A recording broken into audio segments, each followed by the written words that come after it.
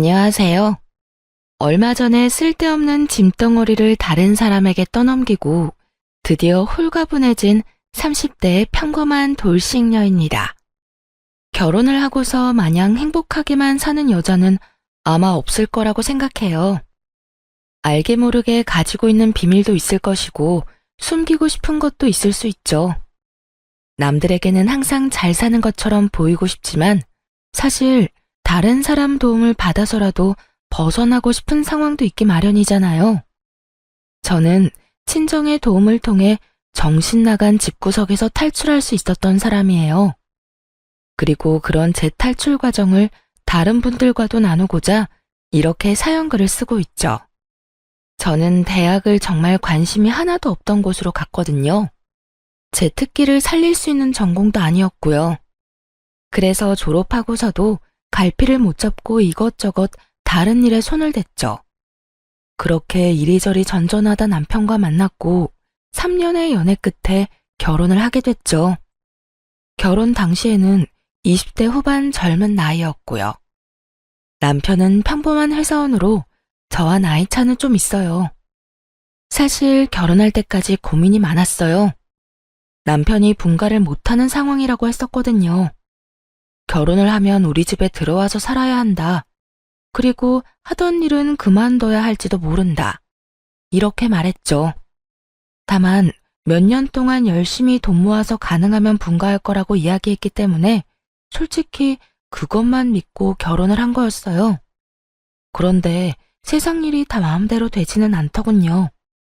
막상 결혼을 하고 보니 많은 것들이 달라졌어요. 결혼 전에는 다정했던 시모가 할 줄 아는 게 아무것도 없냐며 짜증만 냈고 잘해주던 남편도 점점 소원해지는 걸 느끼게 됐거든요. 결혼한 지 3년이 지났을 무렵 시집살이가 너무 고되어 남편에게 물었죠. 여보, 우리 분가는 언제 하는 거야?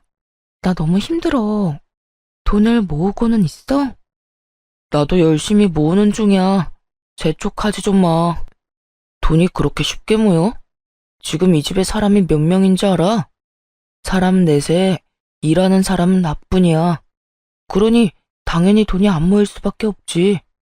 그럼 내가 일이라도 하면 되지. 아, 그게 가능한 일이라고 생각해? 너 일하면 아픈 우리 아버지는 누가 봐줘? 우리 엄마 병원은 누가 데리고 다니냐고. 어려도 제발 생각 좀 하고 살아라. 어? 매번 이런 식이었죠. 돈이 없다며 분가를 못한다고 하고 그래서 내가 돈 벌겠다고 하면 집안일은 누가 하냐고 버럭 소리치고 솔직히 이때쯤에는 남편의 말이 진짜인지 믿기 어려울 정도였어요. 그렇게 쳇바퀴 돌듯 시간이 흘렀는데 안 좋은 소식이 하나 들려왔어요. 친정아버지가 암에 걸려서 병원에 입원하시게 됐다는 이야기였죠. 친정아버지는 위험한 일을 하셨기 때문에 보험도 제대로 들지 못한 상태였어요. 그래서 병원비가 많이 나오면 그걸 부모님 두 분이서만 감당할 수가 없었죠. 결국 언니와 오빠 저 이렇게 셋이 십시일반 돈을 걷어 감당하기로 결정했어요. 솔직히 처음에는 남편이 좀 도와주지 않을까 생각했어요. 제가 내야 할 금액이 30만 원 정도였고 그간 친정에 명절 제외하고 용돈을 따로 드린 적도 없었으니까요. 그런데 시모에게는 매달 40만 원씩 용돈을 드리고 생활비도 따로 드렸거든요. 그래서 저녁 식사 시간에 남편에게 넌지시 이야기를 꺼냈어요. 여보, 우리 아버지 암으로 병원에 입원하셨어. 그런데 병원비 감당이 안 돼서 언니, 오빠, 나 이렇게 셋이서 나눠내기로 했거든. 30만 원씩 내기로 했는데 그 돈 좀 부탁해도 될까? 30만 원? 그렇게 큰 돈을 갑자기 어떻게 빼? 그리고 넌 돈 벌지도 않으면 쓰는 건 쉽지? 어떻게 내 사정 하나도 고려 안 하고 그런 이야기를 할 수 있어? 돈 버는 게 그렇게 쉬워 보여? 그리고 나한테 무슨 돈 맡겨놨어? 정말 한심스럽고 차가운 말이었어요. 일을 안 하겠다고 한 것도 아닌데 놀면서 돈도 안 버는 사람처럼 몰아가더군요. 그렇게 말하는 남편 놈을 보며 오랜만에 화가 확 치밀었죠. 그런데 옆에 있던 시모가 더 짜증나는 말을 하더군요. 아이고, 돈 한 푼 안 버는 식충이가 무슨 돈을 달래? 너 돈도 안 벌면서 돈 쓸 궁리만 하는 버러지니? 네 아버지 병원비는 병원비고 우리 아들이 번 돈은 우리 아들 거지. 왜 네가 우리 아들한테 돈을 달라 말라야? 어머님, 저 결혼 전에 일하고 있었어요. 돈 벌고 있었다고요. 그런데 일 못하게 하고 집안일 시키고 아버님 수발만 들도록 만든 게 누군데? 어머님이랑 당신이잖아. 해달라는 대로 했으면 내가 원하는 것도 들어줘야지. 먹여주고 재워주는데 그런 일도 안 하면 그게 사람이야? 그리고 네가 일해봐야 얼마나 벌어? 가방끈도 짧은 게 고작 200만 원 벌어왔으면서 그걸로 유세는? 그 돈 버느니 우리 집에서 일하고 수발드는 게 훨씬 낫지. 그게 왜 훨씬 나아요? 지금 아버지가 아픈데 돈 한 푼도 못 받는 신세인데. 그리고 제가 집안일에 수발만 들어요? 아가씨는 어떻고요? 매번 집에 와서 애나 보라고 시키고 자기는 놀러 나가고. 나갔다 오면 자기는 손이 없나 발이 없나 반말로 물이나 가져오라고 소리나 치고. 두는 부릅뜨고 더럽다며 청소나 하라고 시켜먹기나 하고. 제가 며느리이긴 해요. 이게 식모살이지. 요즘 어떤 며느리가 이렇게 살아요. 더 이상은 못하겠어요. 나도 이제 일하러 나갈 거예요. 무슨 말을 해도 너 왜 우리가 괴롭힌 것처럼 말을 해? 그런 건 다 며느리가 하는 일이야. 싫다고 피해갈 수 있는 것도 아니고. 그게 고가오면 결혼을 하지 말았어야지. 요즘에 차라리 결혼하지 말 걸 절실히 후회하고 있거든요. 어쨌든 내일부터 일자리 알아보러 다닐 거니까 그렇게 알고 계세요. 처음으로 그 사람들에게 크게 반항하고 방으로 들어가 취업 준비부터 했어요. 동네 마트에서 캐셔를 하더라도 지금 이 현실보다는 더 낫겠다는 생각이 들었죠. 일했는데도 안 들어주면 강제로라도 일할 생각이었고요. 그때 남편이 들어오더니 코웃음을 치더군요. 내일부터 일자리 알아보러 다닌다고? 그게 그렇게 쉬운 것 같아? 돈 버는 게 쉬운 일 같냐고. 그리고 너 일하면서 집안일하는 게 얼마나 힘든지 모르지? 내가 너를 위해서 다 그렇게 하자고 한 건데 결국 고생길로 걸어 들어가는구나. 굳이 옆에서 이렇게 빈정대더라니까요. 어이가 없었어요. 저까지 일을 하면 당연히 집안일은 둘이서 같이 해야 하는 거죠. 마누라가 돈을 못 벌어서 아픈 장인어른 병원비 줄 돈도 아깝다고 했잖아요. 그러니까 직접 돈을 벌겠다는데 여전히 자기는 집안일을 안 하겠다는 뉘앙스로 완전히 남일 말하듯 이야기하는 걸 들으니 열불이 나더군요. 내가 일 시작하면 당신도 집안일 해야지. 왜 나만 해? 이제 나는 내 선에서 할 수 있는 만큼만 집안일 할 거야. 그리고 공부해서 돈 많이 버는 직장 들어갈 거라고. 다 늙어서 그게 되겠냐? 그리고 난 평생 부엌에 들어가 본 적도 없고 손에 물 묻힌 적도 없어. 그러니까 어차피 다 네 일이 될 거야. 혼자 알아서 잘 해봐. 그러고는 태연스레 자기 할 일을 하더군요. 너무나 화가 나고 오기가 생겼어요. 어떻게든 남편 놈보다 더 돈을 잘 버는 직장에 들어가 떵떵거려야겠다고 생각했죠. 하지만 공부를 하려면 시간이 필요했고 학원에 다니려면 돈도 필요했어요. 물론 제게는 둘 다 없었고요. 게다가 그 다음날 학원을 알아보려고 나가려니 시모가 저를 붙잡더군요. 그러고는 아주 비웃으며 말했어요. 네가 할 줄 아는 게 뭐가 있어? 그럴 시간에 집안일이나 꼼꼼하게 해. 너 이렇게 선 넘는 것도 내가 봐주는 거야. 나 오늘 모임에 다녀올 동안 시아버지나 좀 봐드려라. 그러면서 후다닥 놀러 가버리고 또 어느 날은 신호와 함께 사라지고 그러더군요. 제가 아무리 직장을 가지고 싶다고는 하나 이렇게 아무것도 못하는 뇌졸중 환자를 홀로 둘 만큼 나쁜 인간은 아니거든요. 결국 시부 수발드느라 시간을 다 뺏기고 놀다가 늦게 들어온 시모 때문에 열받고 하루하루 그런 나날이 반복되었어요.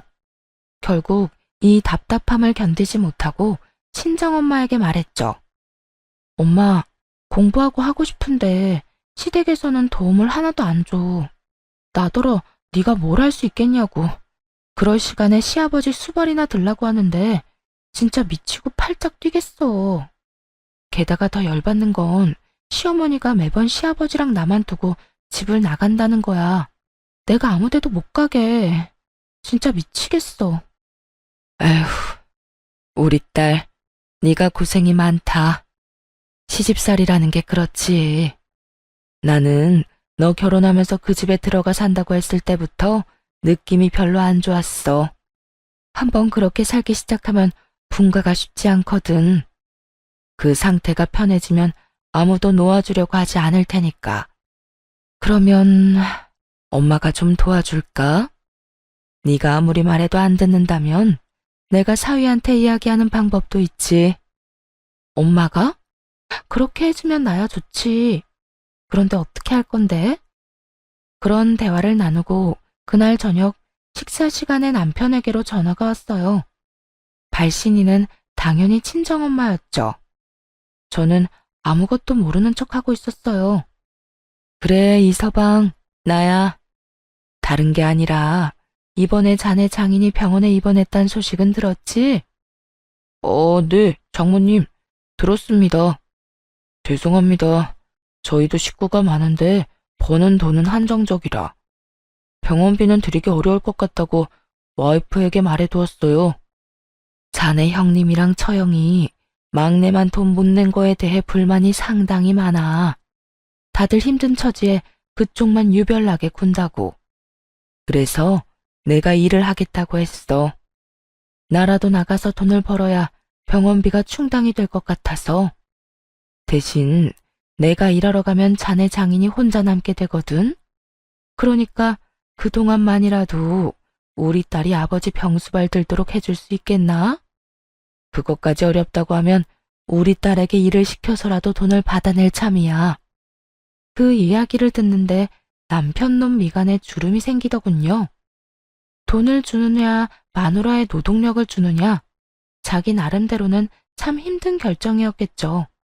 돈을 주면 자기 식구들이 쓸 돈이 부족해질 거고, 저를 주면 시댁에서 일할 사람이 없어질 테니까요.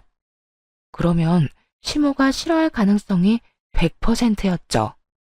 하지만 장모가 직접 전화를 해서 어쩔 수 없이 자기가 직접 일하러 가겠다고 하며 형님과 처형까지 들먹이니 남편도 답을 안 할 수는 없었어요. 그러면 일하시는 날짜부터 이 사람 보내겠습니다. 아휴, 고맙네. 안 그래도 남편만 두고 이 늙은 몸 이끌고 일하러 가는 게 부담스러웠는데 딸이라도 와서 간병해준다면 나도 마음 놓고 일할 수 있겠어. 그렇게 통화가 마무리되자 남편놈이 인상을 팍 쓰고는 저한테 그러더군요. 장모님, 언제부터 일하러 가신대? 아마 내일 당장 가신다는 것 같던데. 그럼 내일부터 나 아버지가 입원해 계신 병원에 갈게. 아니, 네가 어딜 가? 너 여기서 네 시아버지 수발 들어야지. 우리 집안일도 해야 하고. 어머니, 당분간은 이 사람 집에 못 있어요. 장인어른이 입원해 계시는데 자식들이 병원비로 30만 원씩 걷자고 했나 봐요. 근데 와이프가 일을 안 하니까 저더러 달라고 했는데 못 준다고 했거든요. 그랬더니 장모님이 일을 하러 가신다네요. 그러면서 장인어른 돌볼 사람 없다고 이 사람 불러서 간병시키시겠대요. 아휴, 그래도 이렇게 갑자기. 우리는 준비가 하나도 안 됐는데. 시모가 난색을 표하기는 했지만 결국에는 저를 보내줘야 했어요. 돈을 주지 않을 거면 딸이라도 보내달란 말이 아무래도 남편에게 먹힌 것 같았죠.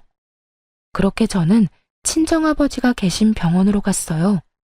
네 언니랑 오빠가 돈 더 내기로 했어. 너 힘들게 사는 거 다 아는데 괜히 부담 주고 싶지 않다고 하더라. 엄마가 네 아빠 병간호 할 테니까 너는 하고 싶었던 공부해.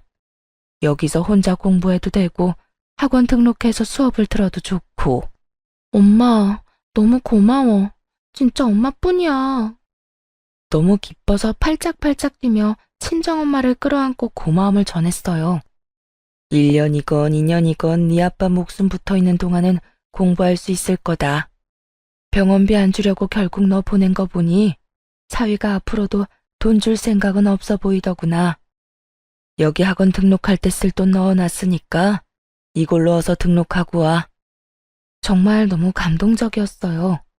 시댁에서 벗어나게 해준 것만으로도 감사한 일인데 학원비까지 마련해 주시다니. 당장 학원에 등록하고 공부를 시작했어요. 원래 공부를 싫어하는 건 아니었던지라 열심히 할 수 있었어요. 게다가 아침 9시부터 저녁 6시까지 병원에 있는다는 핑계로 그 시간을 모두 공부에 쓸 수 있었으니 효율도 쑥쑥 올랐죠. 그렇게 1년 만에 공인중개사 시험에 합격하게 됐어요. 1차, 2차를 한 번에 합격하는 건 물론 쉽지 않은 일이었지만 남편과 시댁을 향한 분노와 오기로 그 어려운 시험을 통과할 수 있었죠. 그렇게 시험에 합격하고 나서 남편과 시모에게 전했어요. 아버지 병간호하며 틈틈이 공부해서 합격했어. 나 공인중개사로 일할 수 있거든. 이제 취업할 생각이야. 미쳤어? 왜 쓸데없는 짓을 하고 그래? 돈 버는 것보다 집안일이 더 중요하다고 했잖아. 너 설마 이러려고 장인어른 병간호하겠다고 했던 거야? 지금 내 인생에 돈 버는 것보다 중요한 건 없어. 우리 아빠 아플 때 나한테 일도 안 한다고 하면서 돈 한 푼 안 준 사람이 누군데? 당신이 내 상황이었어도 그런 식으로 이야기했을까? 나는 그 이야기 들을 때 정말 더럽고 치사하다고만 생각했거든? 아, 시집 와서 돈도 못 벌면 친정에 도움도 제대로 못 주겠구나. 그 생각하면서 5기로 시험에 합격한 거라고. 나도 이제 내 돈 벌어서 친정에 당당히 도움 줄 거야. 그럼 아픈 우리 아버지는 누가 돌봐? 당신이 보면 되겠네. 무려 4년 넘게 내가 수발들었어. 당신 아버지가 아픈 건 당신이 알아서 할 일이지. 직접 못하겠으면 돈으로 사람 사서 쓰든가. 당신 그런 쪽으로 계산 잘하잖아. 아냐? 그리고 이제 난 내 아버지만 건사할 생각이라 당신 아버지한테 신경 쓸 틈이 없어. 와, 이게 네 진심이었어? 너 진짜 불효라는 게 뭔지 잘 알려주는 사람이네. 네 아버지만 소중하고 내 아버지는 소중하지 않다. 당신 아버지가 소중하지 않았으면 4년이나 넘게 수발들었겠어? 그리고 불효를 저지르는 건 넌데 왜 내가 욕을 얻어먹어야 해? 당신이야말로 불효자 그 자체 아냐? 아픈 아버지를 마누라한테 맡겨놓기만 하면 다라고 생각하고 있는 건 아니지? 그걸 사람들이 뭐라고 하는지 알아? 대리효도라고 그래. 남 시켜먹을 생각만 하지 말고 당신 스스로 효도할 생각도 좀 해. 뭐? 너 지금 말 다 했어? 나한테 감히 그딴 말을 짓거린 거야? 지금까지 속 편하게 먹여주고 재워준 게 얼만데. 먹여주고 재워줘? 끼고 있네. 넌 그게 와이프한테 할 말이야? 먹여주고 재워주는 대신 죽어라 일 시킬 거면 그게 식모살이랑 뭐가 달라. 차라리 가정부가 더 낫겠다. 돈이라도 받지.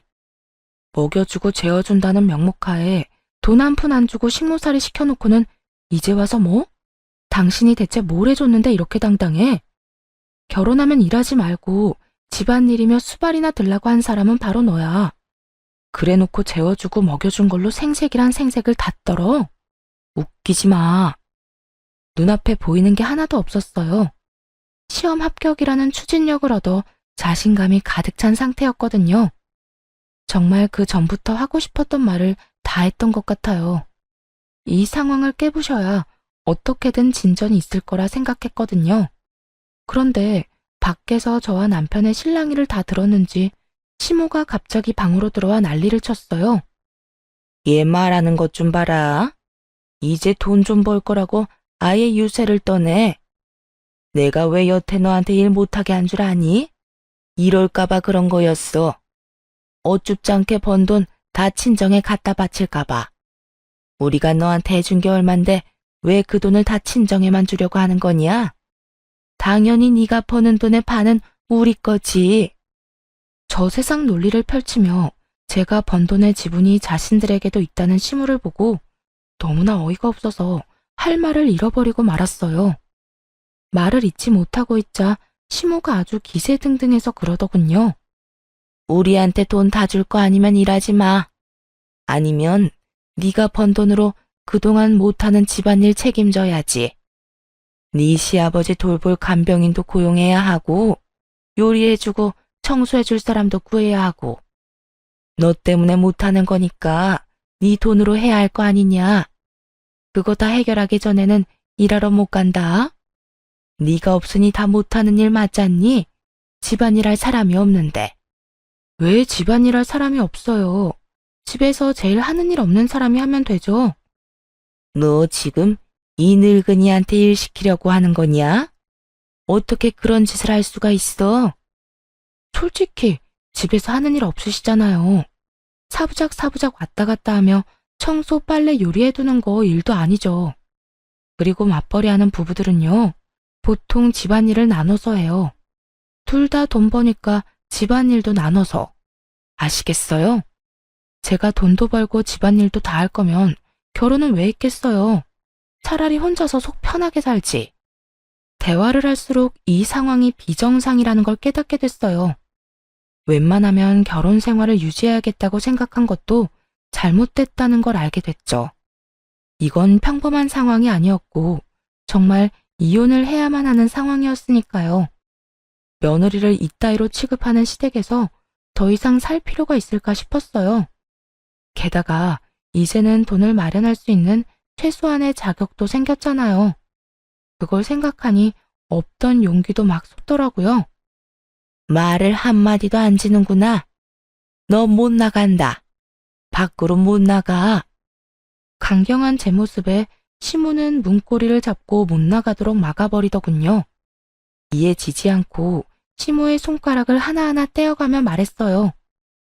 내가 왜 이딴 취급받으면서 당신들하고 살아야 하는 건지 모르겠어. 우리 이혼하자. 나 당신이랑 그리고 당신의 가족이랑 더는 못 살 것 같아. 여보, 무슨 소리야. 이혼은 무슨 이혼? 우리가 왜 이혼을 해? 이제 일 좀 시작한다고 막 들떠서 그렇지? 그거 한때야. 나중에 거품이라는 걸 알게 될 거라고. 거품이든 뭐든 난 더는 이렇게 못 살아. 5년 동안 이 집에서 식모살이 하며 산 것도 진짜 대단하다고 생각하거든? 그러니까 제발 이혼 좀 해줘. 나 이런 데서 시달리다 죽기 싫으니까. 그렇게 소리를 빽 지르고 친정으로 와버렸어요. 짐들을 다 놔두고 왔지만 나중에 몰래 가서 가져올 생각이었고요. 시댁에서 나와 가장 먼저 한 일은 변호사를 만나는 일이었어요. 그리고 바로 이혼 소송을 접수했죠. 그날 저녁 시모에게서 전화가 계속해서 오더군요. 전화를 안 받으니 그 다음에는 문자까지 왔어요. 이혼은 무슨 이혼이냐. 내 눈에 흙이 들어가도 이혼은 안 된다. 너는 죽어도 이 집 귀신이다 등등. 이런 무시무시한 문자를 많이도 보내더군요. 참 웃겼어요. 묵묵히 일만 하던 식모가 이제 자기 살 길 찾아 떠나려니 이렇게 앞길 막으려는 사람이 많은가 보다 싶었죠. 시간이 흐르고 남편과의 이혼, 그리고 새로운 직장에 적응하기 등 그런 것들로 하루하루가 굉장히 버겁고 힘든 상황이 되었어요. 솔직히 다른 거에 신경 쓰고 싶은 생각도 없었죠. 그런데 하루는 웬 여자가 저를 찾아온 거 있죠. 처음에는 집 보러 온 고객인가 싶었는데 저를 콕 집어 잠깐 밖에서 보자더군요. 누구냐고 물었더니 남편 이름을 대며 할 이야기가 있다고 하는 거예요. 그 여자가 꺼낸 이야기는 충격적이었죠. 나요. 그 사람 애인이에요. 그런데 그 사람이 당신 때문인지 나하고 결혼을 빨리 안 해주더라고요. 이혼을 한다고 했는데 어떻게 됐는지 이야기도 안 해주고. 그래서 그 사람 등 떠밀어주려고 당신 만나러 온 거예요. 우리를 위해서 빨리 이혼해주면 안 될까요? 뜬금없이 등장해서는 정말 기세등등한 상간녀였어요. 저는 남편에게 상간녀가 있는 줄도 몰랐거든요. 이혼을 결정하고 나서는 신경 쓸 겨를도 없었으니까요. 그 전에는 시험 공부 때문에 바빠서 눈치도 못 챘고요. 솔직히 처음에는 화가 엄청 났거든요. 아픈 장인에게 줄 병원비는 없으면서 여자한테 쓸 돈은 많나 하는 생각 때문에요. 이혼을 결심하기 전이었다면 계속해서 화나고 열받았을 텐데 남편 측이 이혼을 안 해주고 있는 이 상황에서는 무척이나 환영할 만한 등장이었죠. 솔직하게 말해서 제 입장에서는 막을 이유가 전혀 없잖아요. 나 대신 그 지옥불에 스스로 들어가겠다는 용감한 여인을 말이에요. 누가 봐도 제가 그 사람이랑 더 잘 어울려요. 그리고 그 사람이 저한테 쓴 돈도 어마어마하고요. 저는 사랑하지 않으면 그렇게 못한다고 생각하거든요. 남편의 어디가 좋아서 결혼하려고 하시는 건지 물어봐도 되나요? 우선은 돈을 잘 벌잖아요. 그리고 저한테 잘 쓰기도 하고.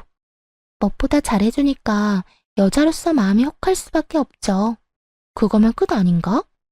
듣자 하니 와이프한테는 돈도 잘 안 쓰고 잘해주지도 않는다고 하던데. 솔직히 그러니까 지금 그런 꼴로 다니시는 거겠죠. 저는 그 사람이 명품 가방도 선물해주거든요. 상간녀가 들고 있는 가방은 정말 몇백만 원짜리 명품 가방이었어요. 그걸 보고도 화가 나기는커녕 도리어 차분해졌죠. 그래, 이 사람한테 모든 걸 넘기자. 사실 그 생각만 들었거든요. 좋네요. 그럼 그쪽이 그 사람 가지세요. 저는 딱히 이제 필요 없거든요. 저한테는 돈 쓰기 싫어하는데 당신한테는 잘만 쓴다니 다행이네요. 그런데 대신 이거 하나는 알아둬요. 난 당신한테도 위자료 받을 거예요. 상간녀 위자료 청구 소송 알죠? 그 사람이 유부남인 거 알고 당신이 먼저 찾아와서 이혼해달라고 말했으니까요. 나는 이제 더 이상 그 사람하고의 관계에서 손해보는 짓은 안 하고 싶거든요. 뭐, 맘대로 해요. 어차피 그 위자료도 그 사람이 내줄 거니까. 난 이렇게 해도 저렇게 해도 상관없어요. 자신만만한 상간녀 모습을 보며 너무 웃겼죠. 자기가 가려는 길이 가시밭길인 걸 알고 있는 걸까요? 아니, 알았다면 찾아와서 이런 좋은 제안을 하진 않았겠죠. 서로 헤어지기 전에 마지막으로 물었어요. 그거 말고 저한테 할 말 있어요? 그 사람 월급이 얼마 정도인지 알아요? 그건 왜요? 당신한테는 돈 많이 쓴다면서요. 그럼 많이 벌겠지. 나한테 한 달에 100만 원씩 꼬박꼬박 주긴 했거든요. 그런데 월급이 얼만지는 절대 이야기를 안 해주더라고요. 그러니까 궁금하잖아요. 얼마나 벌길래 내 연유한테 그만큼이나 돈을 주나 싶고. 설레발치며 김칫국 마시는 상간녀를 보고 속으로 남편에게 욕을 한바탕 했어요. 남편이 자기 월급은 300만 원밖에 안 된다고 했었거든요. 시댁에서 쓰는 돈의 규모를 보면 실제로도 딱 300만 원 정도 쓰고 있었고요. 그런데 알고 보니 실제 월급이 400만 원인 거잖아요. 저와 시모에게까지 월급을 줄여서 이야기한 거더군요. 솔직히 화내고 싶었지만 이제 앞으로는 볼 일 없는 인간이니 그냥 혼자서만 알고 있으려 했어요. 화나는 것과 별개로 상간녀와의 만남은 매우 유익한 시간이었어요. 그때 나눈 대화 덕분에 수월하게 이혼할 수 있었거든요. 배우자의 유책 사유를 밝히는 게 제 상황에서는 좀 애매했거든요. 법적으로 따지니 괴롭힘의 증거가 부족해서 좀 걱정스러웠는데 이렇게 떡하니 외도한다는 사실을 알려주는 사람이 나타나서 다행이었죠. 당연히 저한테 더 좋은 쪽으로 판결이 났고요. 결국 위자료의 재산 분할까지 살뜰하게 챙길 수 있는 건 다 챙겨서 이혼했어요. 그리고 상간녀 소송까지 진행해서 그 위자료도 빠짐없이 청구했죠. 상간녀의 존재가 드러난 뒤에 남편놈이 시댁에 이야기를 했을 거라고 생각했어요. 불륜 때문에 남편놈이 이 이혼 소송에 져지고 들어간 거니까요. 이에 대해 설명을 하려면 당연히 다 밝혔을 거라 생각했는데 시모에게 이야기조차 안 했더군요. 그리고 시댁에 상간녀가 들어갔다는 이야기도 없었고요. 그 사실을 어떻게 알았냐고요? 이혼 판결이 난 날 시댁집에 제 물건을 가지러 잠깐 들렀거든요. 솔직히 가져올 짐이 많지는 않았지만 버리기 아까운 물건들이 몇 개 있어서요. 그렇게 시댁에 들어갔더니 시모가 씩씩거리며 집안을 청소하고 있더군요. 그러고는 저를 보더니 폭발한 듯 화를 냈어요. 너 여기가 어디라고 와? 이혼했으면 얼굴도 들이밀지 말아야지. 내가 지금 너 대신 집안일 하느라 죽어나는 거 안 보이니? 며느리가 돼서 이거 하나 못하겠다고 이혼이나 하고 집 나가고. 잘하는 짓이다. 망할 것 같으니라고. 우리를 이렇게 물 먹여놓고 나가서 잘 살 수 있을 것 같아? 넌 나가자마자 망할 거야. 하는 일마다 다 재수가 없을 거라고. 이 천하의 재수 없는 년아. 네네. 그런데 왜 어머님이 청소를 하고 계세요? 이 사람 내연녀 있는데요. 사귀는 사람 있어요. 몰래 바람 피운 여자. 그 여자가 이 집에 그렇게 들어오고 싶어 하던데 왜 안 왔나 모르겠네요. 그 여자한테 시키면 되잖아요. 뭐? 그런 여자가 있어? 너 왜 숨겼어? 그런 여자가 있으면 당장 데려와야지. 봐라. 너 같은 거 없어도 우리 집에 여자가 넘쳐난다. 우리 아들 마누라 자리를 탐내는 여자가 이렇게 많아. 어머니, 아직은 시기상조예요. 불러서 뭐 어쩌시려고요? 일단 나중에 좀 더 시간이 지난 뒤에 불러서. 그동안 내 어깨며 허리며 다 못 쓰게 되면 네가 책임질래? 난 이제 못한다. 힘들고 아파서 더는 못해. 며느리감이 있는데 왜 안 데려와? 일을 시키면 저처럼 도망갈까봐 남편 놈은 상간녀를 부르기 꺼리는 느낌이었어요. 하긴 그럴 가능성은 충분히 높았죠. 상간녀가 얌전히 집에서 일할 만한 관상은 아니었거든요. 돈 때문에 남편과 저를 하루빨리 찢어놓으려는 여자였는데 여기서 시모가 시키는 대로 일을 한다고? 절대로 그렇게는 못할 사람이에요. 그런데 남편이 상간녀를 안 데려오면 이야기가 진행이 안 되잖아요. 저도 내심 이 집안이 풍비박산 나는 거 보고 싶었거든요. 그래서 몰래 그 여자한테 문자 보냈어요. 남편놈 어머니가 당신 보고 싶어 하니까 당장 달려오라고요. 야무지게 지도도 첨부해서 말이죠. 그리고 두 번째 폭탄을 시모 앞에 터뜨려줬어요. 하긴 데려오기 좀 그럴 수도 있죠. 그 여자 데려오려면 월급 이야기도 솔직하게 해야 하니까요. 월급? 그게 무슨 소리야? 이 사람이 그동안 저랑 어머님 속이고 상간녀한테 매달 100만 원씩 줬대요. 세상에, 월급이 300인 줄 알았는데 400이더라고요. 그중에 100만 원이나 매달 내연녀한테 쓰다니 얼마나 통 큰 사람이에요. 어머니한테는 꼴랑 용돈 40만 원만 주던 사람이. 제 말에 정신이 획가닥 돌았는지 시모의 눈이 뒤집어지더군요. 이 미친놈이 여자한테 100만 원씩 줬다고? 야, 네가 진짜로 미쳤구나. 어떻게 집도 아니고 밖에다가 그렇게 돈을 뿌리고 다녀? 그래놓고 여태 돈 없다고 용돈을 40만 원만 줬어? 이 천하의 나쁜 놈 같으니라고. 너 엄마는 줄 돈 없다고 속이고 바람 피우는 년한테 돈 다 몰아준 거야? 시모도 화가 날 만하죠. 우리 아버지 아프다고 병원비 좀 달라 했을 때 돈 없다고 안 주던 놈이 원래는 100만 원이나 더 벌고 있었다는 걸 알았을 때 저처럼요. 저 대신 열심히 화내며 남편놈 등짝을 두드리는 시모를 보고 묘한 희열을 느꼈어요. 그리고 옆에서 짐이나 부지런히 챙겼죠. 두 사람이 싸우거나 말거나 저하고는 이제 상관없잖아요. 구경하는 건 너무 재밌었지만 굳이 끼고 싶지는 않으니까요. 그런데 도중에 벨이 울리더군요. 혹시라도 남편놈이 돌려보낼까봐 손수 문을 열어줬어요. 상간녀가 등장하자 남편놈 얼굴이 부들부들 떨리기 시작하더군요. 너 여기 왜 왔어? 내가 때 되면 부른다고 했잖아. 상간녀에게 한 소리 하려는 남편놈을 막고 상간녀에게 웃으며 말했어요. 어머, 잘 오셨어요. 저도 이제 막 짐 다 싸서 나가는 길이거든요. 앞으로 여기서 먹고 자고 함께 지내며 시부모님 수발 들고 식모살이 하시면 돼요. 저를 대신해서 말이죠. 그럼 당신 원하는 대로 해줬으니까 저는 이만 갈게요. 남편 놈은 차마 고개를 들지 못하고 푹 숙여버렸고 시모는 잘한다는 듯이 흐뭇해하며 제가 하는 말을 듣고 있었죠. 상간녀는 당황스러운 표정으로 저와 남편을 번갈아가며 쳐다볼 뿐이었어요.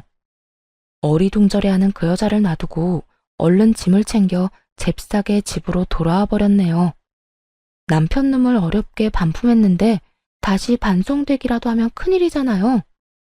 그 뒤에 들려온 소문의 내용이야 뻔했죠. 전 시모의 강력한 요구로 상간녀가 전 남편과 혼인신고를 했다더군요. 그리고 혼인신고를 하자마자 집에 들어오라고 했나 봐요. 상간녀가 들어올 생각을 안 하니 전 시모가 시댁에 들어와야 인정하겠다고 했고요. 결국 전 남편과 전 시모의 요구에 상간녀는 시댁에 입성하게 됐죠. 사람이 같이 생활하다 보면 알잖아요. 그 집에 시부모님만 살았는지 아니면 저희 부부가 내내 같이 살았는지요. 분가하지 않고 지내야 한다는 사실에 상간녀가 제대로 놀랐나 봐요. 자기는 사기당한 거라고 전 남편에게 책임지라고 당장 분가하자고 난리를 쳤대요. 전 시모는 시모대로 집안일도 제대로 안 하는 며느리만 보면 떽떽거리다가 결국 지쳤는지 며느리 모시고는 못 산다며 아들을 들들 볶아댔다고 하더라고요. 그런데 더 웃긴 건 전 시모와 상간녀가 주도권 때문에 싸운 게 아니었다는 거예요. 사기 결혼 당했다고 생각한 상간녀는 돈이라도 왕창 뜯을 생각을 한 건지 결혼 후에도 전 남편에게 매달 100만 원씩 달라고 했대요. 전 남편 놈은 잡은 물고기한테는 밥 안 주는 것처럼 돈을 안 줬고요. 저한테 했던 말을 상간녀한테도 똑같이 했다고 들은 것 같아요. 집에만 있으면서 돈 쓸 데가 어디 있냐고요.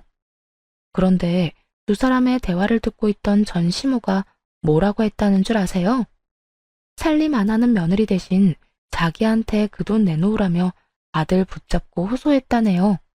그러자 상간녀가 전 시모 머리채 붙잡고 늙은 노친네 운운하며 먼저 싸움을 걸었고 결국 전 시모도 상간녀의 머리를 쥐어잡으며 서로 피 터지게 싸웠다고 하더군요. 이게 다 상간녀 입에서 나온 이야기예요. 친구들, 지인들 할 것 없이 모든 사람에게 다 말하고 다니는 바람에 전 남편과 전 시모의 평판은 완전히 바닥을 쳤죠. 그 뒤로 조용하더니 어느 날 지인으로부터 전 시모의 근황을 들을 수 있었어요. 글쎄, 전 시모가 상간녀와 드자비를 한 뒤로 화병이 나서 드러누웠대요. 친정엄마에게서 그 이야기를 듣는데 얼마나 웃기던지 한참 배꼽 빠지게 웃었네요. 저는 이혼 후에 친정으로 들어갔어요. 아버지 병간호를 하며 틈틈이 일도 했죠. 그러나 이혼한 지 얼마 안 돼서 아버지는 돌아가셨어요. 그래도 병원에서 말했던 1년보다는 더 오래 사셨네요. 이혼을 하고 혼자 된 저를 많이 안타까워하셨지만 그 어느 때보다도 생기 있게 일하는 모습을 보시고는 마음 놓고 가셨답니다.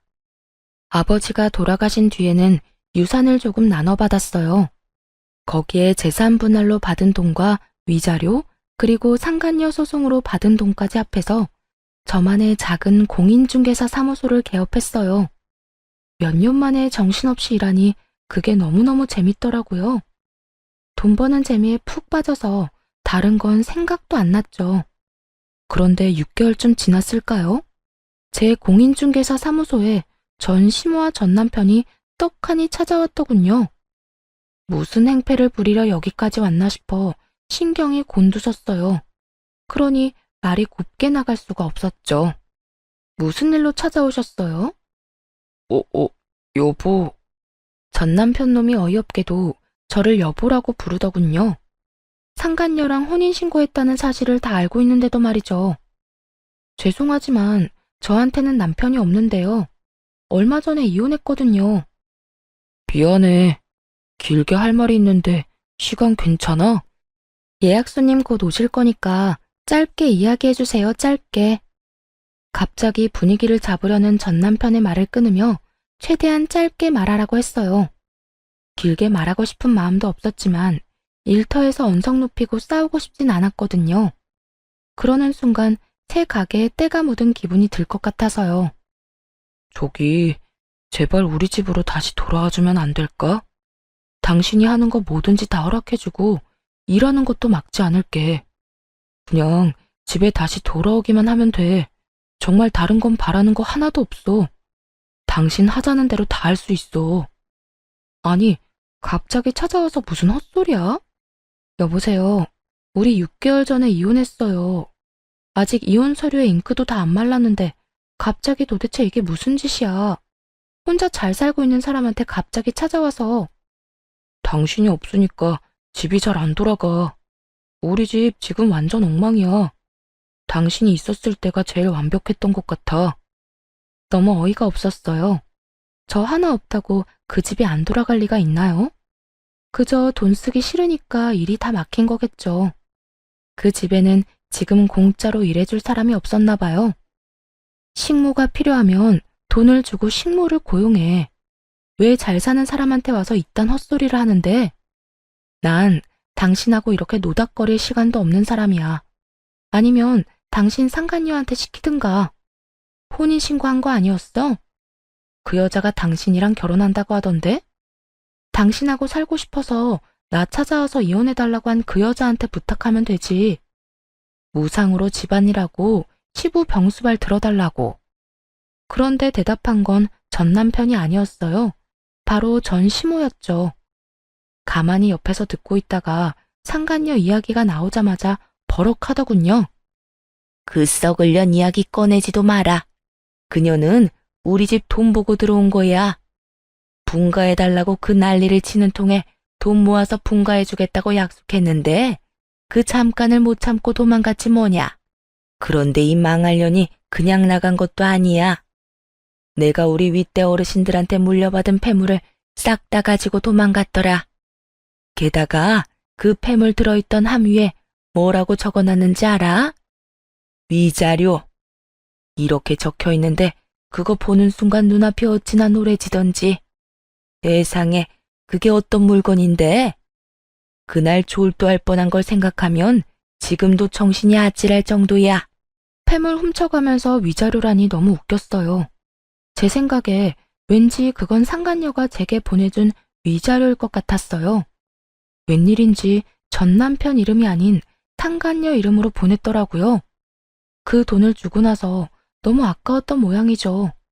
아니면 전 남편이 줄 거라고 생각했는데 안 줘서 냅다 그걸 들고 튄 걸 수도 있고요. 어머니는 왜 이 사람한테 그런 이야기를 해요? 창피했는지 전 남편이 제 눈치를 보며 그렇게 말하자 전 시모가 급발진하며 소리치더군요. 조강지 쳐버리고 잘 되는 놈 하나 못 봤어. 이게 다 바람 피운 네 탓이지. 아니, 아내가 이렇게 잘 될 줄 알았으면 이혼을 하지 말았어야지. 이혼할 건수조차 주지 말았어야지. 괜히 상간녀랑 바람 피운다고 헛짓거리하는 바람에 결국은 봐라. 재산 분할만 실컷 해주고 위자료까지 뜯겼지. 그것만이면 다행이게. 네가 어디서 되먹지도 못한 년 데려와서 이렇게 된 거 아니야. 일 잘하는 와이프 내보내고 미친년을 집안에 들였잖아. 네가 장인 병원비 30만 원만 안 아꼈어도 이럴 일 없었어. 으이그 등신 같은 놈. 저것도 자식이라고 내가 미역국은 왜 처먹었는지. 일 잘하던 식모 겸 며느리를 잃은 전 시모의 분노는 대단했어요. 그렇지만 아직도 모르는 게 하나 있더군요. 우리 부부는 언젠가는 깨질 사이였다는 거요. 일방적으로 한쪽만 착취당하는데 지속된다는 게 더 웃긴 거잖아요. 제가 언제까지 참을 거라고 생각했는지는 모르겠는데 아마 몇 달도 안 돼 폐물 들고 도망간 상간녀보다는 월등히 나아 보였나 보죠. 그러자 전 남편 놈도 화가 나는지 자기 엄마에게 큰 소리를 치더군요. 와이프를 식모처럼 부렸던 사람은 어머니잖아요. 사람 무시하고 모멸감까지 줬으면서 왜 저한테 책임 전가하시는데요? 그리고 그 여자 일도 그래요. 처음에 부르지 말자고 했잖아요. 시간을 들이자고. 그런데 뭐가 그렇게 급했는지 조금도 못 참고 불러들여서는 결국 보세요. 여자가 놀라서 도망갔잖아요. 요즘 세상에 시부모 수발 들면서 함께 사는 여자가 어딨어요? 저를 좋아해서 결혼해서 다 나가 떨어질 판이라고요. 하라고 하는 대로만 했으면 다 잘 풀렸을 텐데 어머니가 죄다 망친 거예요. 그리고 어머니가 집안일도 안 하겠다, 수발도 안 들겠다, 그러는 바람에 아버지 요양병원비며 생활비며 돈이 두세 배로 나가고 있다고요. 그런데 하는 것도 없는 주제 맨날 돈이나 달라고 하고. 양심이라는 게 있긴 해요? 두 사람이 싸우는 걸 듣는데 제 머리가 다 어질어질하더군요. 그래서 둘의 목소리가 더 커지기 전에 끼어들었어요. 남의 사업장에서 이러지 마시고 싸우시려면 밖에 나가서 싸우세요. 그리고 나간 김에 좀 꺼져 주시고요. 남 탓은 대체 왜 하시는 거예요? 둘 다 똑같이 잘못한 건 사실이잖아요. 당신은 우선 바람을 피우면 안 됐고, 우리 아버지 아플 때 조금이라도 돈을 썼다면 내가 이혼할 생각도 안 했겠지. 그리고 어머님도 마찬가지예요. 사람을 식모처럼 굴리더니 이제야 군말 없이 일해주던 며느리가 그리워졌나 본데 이미 버스 떠나도 한참 전에 떠났어요. 저는 사과받고 싶은 생각도 없고 그 지옥에 다시 돌아갈 생각은 추호도 없어요. 그러니까 그쪽 집안 문제들은 당신들이 알아서 하고 저하고 연결 짓지 마세요. 저요, 지금 이렇게 두 분하고 아무런 관련 없이 사는 것만으로도 행복하거든요. 여보, 나 아무렇게나 하는 말 아니야. 당신이랑 진짜 다시 잘해보고 싶어서 찾아온 거야. 어머니도 나랑 같은 마음이고. 우리 두 사람 다 당신한테 잘못한 거 잘 알아. 그러니까 이렇게 사과하고 용서받고자 하는 거야. 그래, 얘. 너만한 며느리도 없더라. 내가 그간 너무 몰라봤어. 돌아오면 진짜 뭐든 다 해주마, 응? 돌아갈 생각 조금도 없다고 말했잖아요. 영업방해로 신고하기 전에 당장 꺼지세요. 그리고 앞으로 집 팔 때나 집 살 때 제외하고는 여기 들르지 마시고요. 뭐 그럴 때도 웬만하면 다른 업장 이용해줬으면 좋겠네요. 그럼 안녕히 가세요. 다시 볼 일 없길 바랍니다. 그렇게 말하며 밀어냈더니 결국은 찍소리도 못하고 나가버리더군요. 그 인간들 하는 짓 보니 웃기지도 않았어요. 있을 때는 소중한 줄도 모르고 막대하다가 결국 다른 사람한테 뒤통수 얻어맞고 뒤늦게 찾아와 용서를 구하는 꼴이라니. 다시 저를 찾은 것도 순수한 의도는 아니었을 거예요. 혼자서 나름대로 돈도 잘 벌고 있는 것 같고 잘 구슬리면 예전처럼 일해줄 거라는 그릇된 믿음이 있었기에 온 거였겠죠. 하지만 이제는 예전의 제가 아니잖아요. 그때는 아무것도 모르고 하라는 대로 했지만 지금은 전혀 다르거든요. 저도 제 가치를 알고 제 인생을 위해 당당하게 주장하는 사람이 되었으니까요. 저를 찾아왔다 간 후에도 전 시모와 전 남편이 제정신 못 차리고 또 싸워서 동네 주민들 민원으로 경찰까지 출동했다고 하더군요. 죽이 척척 잘 맞던 모자가 결국에는 앙숙이 되어버렸으니 조만간 그들이 살던 집이 매물로 나올 것 같다는 생각이 들었어요. 얼굴만 마주쳐도 싸울 텐데 계속 한 집에서 같이 살 수는 없을 테니까요. 이렇게 해서 그들과의 인연은 끝이 났네요. 저의 탈출도 정말 다행히 성공적으로 끝이 났고요. 저 사람들 틈바구니에 있었다간 제 몸이 남아나지 않았을 거예요. 여러분도 혹시 탈출해야 한다고 느낀다면 그곳에서 지체 없이 빠져나오세요. 당시에 힘들기는 했지만 지금은 행복해서 웃고 있으니까요. 제 사연글 재미있게 읽어주셨으면 좋겠네요. 모두 오늘 하루도 즐겁고 행복하게 보내세요.